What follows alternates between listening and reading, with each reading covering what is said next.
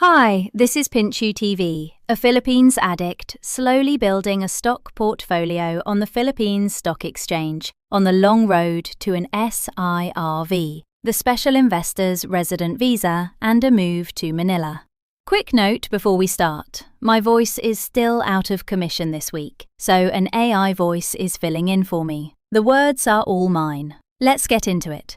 Let me give you the punchline first. This was a breakout week. The PSEi closed Friday up 1.25% at 6,404.11, clearing the March 5th high of 6,380 and marking the best close in about 4.5 months. A week ago, the index stood at 6,286.70, so that's a weekly gain of 117 points, or 1.87%. Last week, I asked whether the index could finally clear the 6,300 wall. It didn't just clear it, it walked through 6,300 on Wednesday, kept climbing Thursday, and then sprinted straight past 6,400 on Friday. Here's the day by day. Monday, the index fell 0.33% to 6,265.72. Renewed strikes between the US and Iran near the Strait of Hormuz revived oil fears, and foreign investors dumped 673 million pesos net. Tuesday was quiet, down slightly to 6,256.02 on thin trade, just 4 billion pesos in turnover. But under the surface, something shifted. Foreign investors flipped to net buying. Wednesday, the breakout began, up 0.75% to 6,302.50, finally through the 6,300 barrier that had capped the market all month. Thursday, soft US inflation data lifted the index to 6,325.15. At that point, the best close since March 5th. And then Friday put an exclamation point on the week, up 1.25% to 6,404.11. Property led with a gain of 2.6%. Holding firms rose 2.1%, the laggards finally waking up. Foreign investors bought a net 857 million pesos, the biggest single day of the week, making it 4 straight sessions of net foreign buying. For the full week, foreigners ended up net buyers of roughly 900 million pesos, more than reversing Monday's exodus. 3 stories worth your time this week. First, and this was the story of the week, US inflation cooled and Fed rate hike odds all but vanished. Softer than expected inflation data sent the market-implied probability of another Fed hike tumbling from 43% to just 10%. Risk appetite for emerging markets came roaring back, and the PSEi rode that wave all the way to 6,400. I'll dig into why this matters so much for my portfolio in a few minutes. Second, the week opened with a scare. Renewed US-Iran strikes near the Strait of Hormuz. But the damage lasted exactly 1 session. Oil and geopolitics are still live risks, but this week, the interest rate story simply overwhelmed everything else.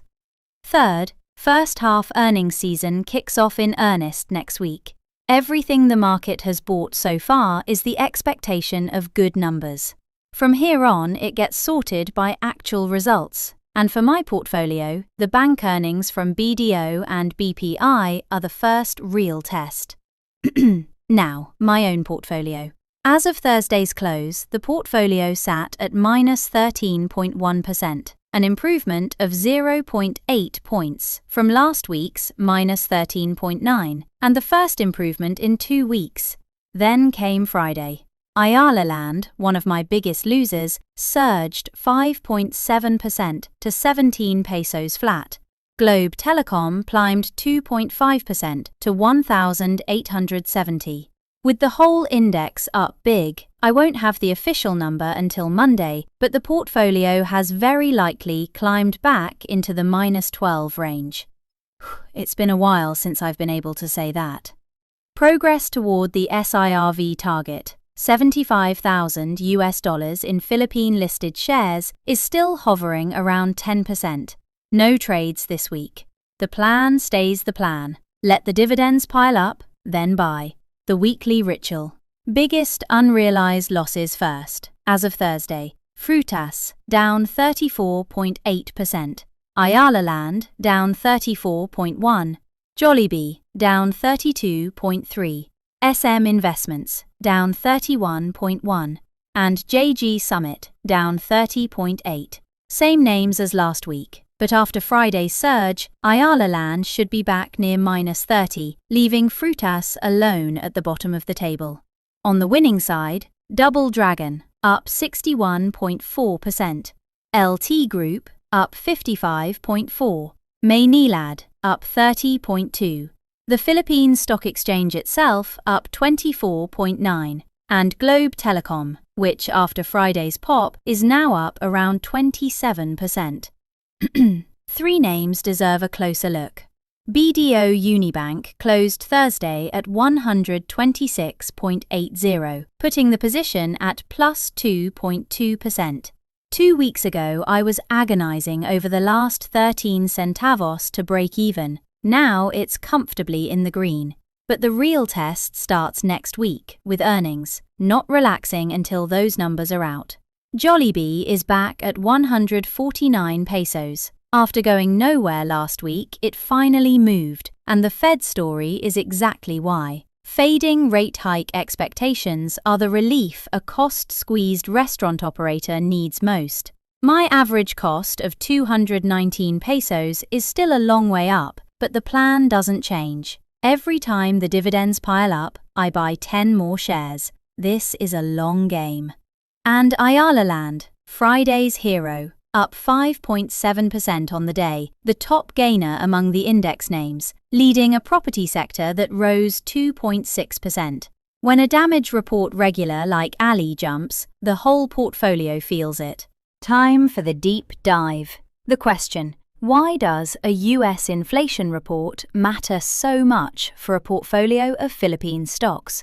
The chain works like this. If US rates have peaked, there's less reason for capital to flee emerging markets. That eases the downward pressure on the peso. And if the peso isn't under siege, the Banco Central, currently at a 4.75% policy rate, has less need to keep hiking just to defend the currency.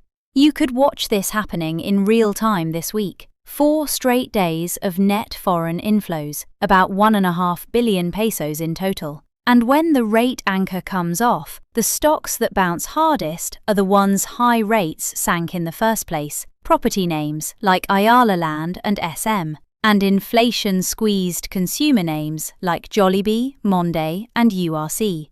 In other words, the regulars on my damage report. Friday was the proof of concept, property was the top sector, and Ayala Land was the top index gainer. Core inflation at 4.4% is still a live domestic risk, but the external half of the equation, the half I've been waiting on, has clearly started to turn.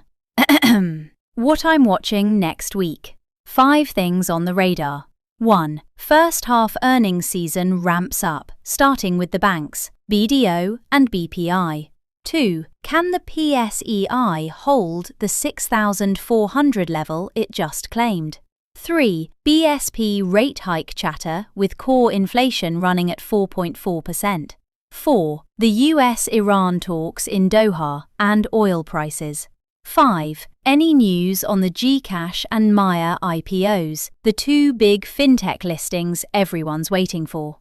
Closing. So, to wrap up, the PSEi gained 1.87% on the week, closing at 6,404.11 and clearing the March high. The portfolio improved from -13.9 to -13.1 as of Thursday, and probably into the -12 range after Friday. BDO is settled in the green, and Ayala Land finally had its day. A week with more good news than I'm used to delivering. Next week, earnings season, where the market checks its answers. Slow and steady. The usual disclaimer: this podcast documents a personal investment journey and is not investment advice or a recommendation to buy or sell any security. Investing in the Philippine stock market involves currency and country risks. Invest at your own risk. Salamat kaayo for listening. This has been Pinchu TV. See you next week. Amping!